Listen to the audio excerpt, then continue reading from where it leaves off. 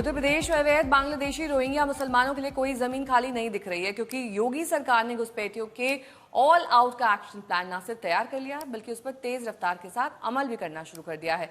लखनऊ से बरेली तक अभियान चल रहा है। कहीं मोर्चे पर पुलिस है तो कहीं बुलडोजर। अब योगी ने अपना इरादा और बुलंद कर ये बता दिया कि इस पर कोई समझौता नहीं होगा। योगी ने एक चिट्ठी सोशल मीडिया पोस्ट की है जिसमें ये कहा गया है कि अवैध रूप से रह रहे रोहिंग्या और बांग्लादेशी घुसपैठियों के विरुद्ध सख्त और निर्णायक कार्रवाई शुरू हो गई और इसमें आपका सहयोग जरूरी है।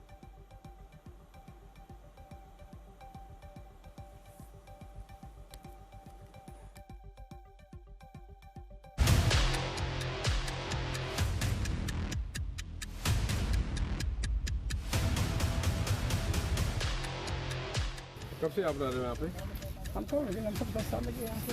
इसके बाद पहचान पत्र के तौर पे ये लेके आ जाए, अपना सत्यापन करा लें। फॉर्म भरा जा रहा है पुलिस द्वारा, उसको भरवा लें।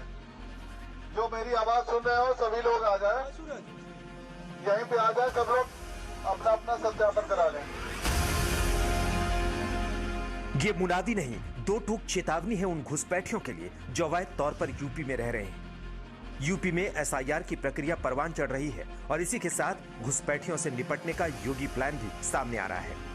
लखनऊ के एक इलाके में पुलिस का यह जमावड़ा सबूत है कि सख्ती कितनी जबरदस्त है।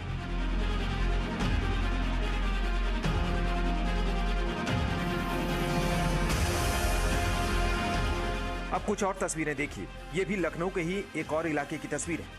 रोहिंग्या मुसलमानों के इस इलाके पर नगर निगम की टीम का धावा हुआ और चेतावनी खुद मेयर की तरफ से आई। पूरे कागज भी देख लिए, बाकी जिम्मेदारी आपकी है। आपको शासन का भी आदेश है। लाइट कनेक्शन अभी कट रहा है, अगर नहीं कटेगा तो मैं इस पे फिर कार्रवाई करूंगी। जमीन पर हो रही इस सख्ती की जड़ें बेहद गहरी हैं, क्योंकि ये सिर्फ लखनऊ का मामला नहीं है। अवैध घुसपैठियों को यूपी से खदेड़ने की पूरी तैयारी सरकार के स्तर पर हो चुकी है। योगी का फाइनल प्लान तैयार हो चुका है और इसका एक और सबूत आज खुद मुख्यमंत्री योगी आदित्यनाथ की तरफ से आया। मेरे सम्मानित प्रदेशवासियों, उत्तर प्रदेश की सुरक्षा, सामाजिक संतुलन और सुदृढ़ कानून व्यवस्था हमारी सर्वोच्च प्राथमिकता है। प्रदेश में अवैध रूप से रह रहे रोहिंग्या एवं बांग्लादेशी घुसपैठियों के विरुद्ध सख्त और निर्णायक कार्रवाई प्रारंभ की गई है। मैं प्रदेश की जागरूक जनता से अपील करता हूं कि सतर्क रहें और घरेलू अथवा व्यावसायिक कार्यों में किसी भी व्यक्ति को नियोजित करने से पूर्व उसकी पहचान अवश्य सुनिश्चित करें। प्रदेश की सुरक्षा हम सभी की सामूहिक जिम्मेदारी है, क्योंकि सुरक्षा ही समृद्धि का आधार है। जिस प्रकार की घुसपैठ ये लोग करवा रहे हैं बांग्लादेशी घुसपैठियों का, जिस प्रकार की घुसपैठ इन लोगों ने रोहिंग्या का झारखंड के अंदर कराना प्रारंभ किया है, अगर डेमोग्राफी चेंज इसी प्रकार की होगी, आज ये लोग यात्रा रोक रहे हैं। बहनों और भाइयों, आने वाले समय में घरों के अंदर घंटी और शंख भी नहीं बजाने देंगे। मुख्यमंत्री योगी निकाय से लेकर कमिश्नरी तक को घुसपैठियों, रोहिंग्या, बांग्लादेशियों की पहचान के निर्देश जारी कर चुके हैं। यूपी के 17 नगर निकायों को घुसपैठियों की लिस्ट बनाने को कहा जा चुका है। उन्हें पहचानने को कहा गया है। नगर निकाय अपनी लिस्ट इलाके के कमिश्नर और आईजी को सौंपेंगे। कमिश्नर को आदेश दिया गया है कि वो अपने इलाके में डिटेंशन सेंटर बनाए जहां घुसपैठियों को रखा जाए। सीएम योगी ने यूपी से घुसपैठियों को खदेड़ने के लिए एक के बाद एक कई आदेश जारी किए हैं। मसलन हर मंडल में डिटेंशन सेंटर, पूरे राज्य में पहचान अभियान, बड़े पैमाने पर छापेमारी, फर्जी दस्तावेज गिरोह पर नकेल, एससी में रिपोर्ट भेजने का आदेश। यूपी सरकार ने मिशन एक्शन घुसपैठ को 3 हिस्सों में बांटा है: पहचान, गिरफ्तारी, डिटेंशन सेंटर्स और कानूनी प्रक्रिया।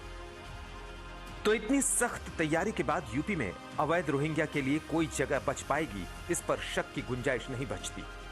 आशीष श्रीवास्तव के साथ समर्थ श्रीवास्तव, लखनऊ, आज तक।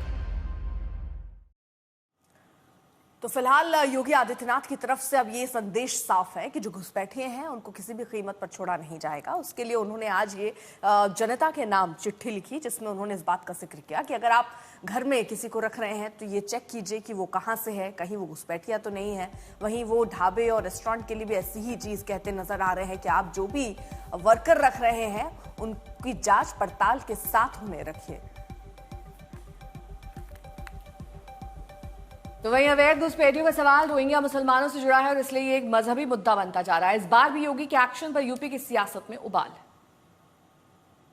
भारत निर्वाचन आयोग के निर्देशों के मुताबिक भारतीय जनता पार्टी के कार्यकर्ता सभी मोहल्लों में, सभी बूथों में जाकर के SIR के तहत जो गणना प्रपत्र फार्म है उनको भरवाने का काम कर रहे हैं और किसी भी स्थिति में देश विरोधी जो असामाजिक तत्व हैं, घुसपैठिए हैं, उनको निकाल बाहर किया जाएगा और जिनकी डेथ हो गई है उनको मतदाता सूची से डिलीट कराने का सूची बना करके BLOs को दी जा रही है और जो मतदाता बन गए हैं और वयस्क नहीं हैं, फेक मतदाता विपक्षी दलों ने बना दी है, उनको भी हम लोग डिलीट कराने के लिए लगातार सूची बना करके, आपके पास परिचय पत्र नहीं है और वैध परिचय पत्र भारत का नहीं है तो आप कैसे रह सकते? जब आप बांग्लादेश घुसपैठियों की बात कह रहे हैं और आप ये कह रहे हैं कि अभी भी हो रही है, तो आप अगर वजीर दाखिला श्री अमित शाह जी पे, जनाब अमित शाह जी पे सवाल उठाना चाहते हैं तो ये आपका अधिकार है, खुल के उठाइए।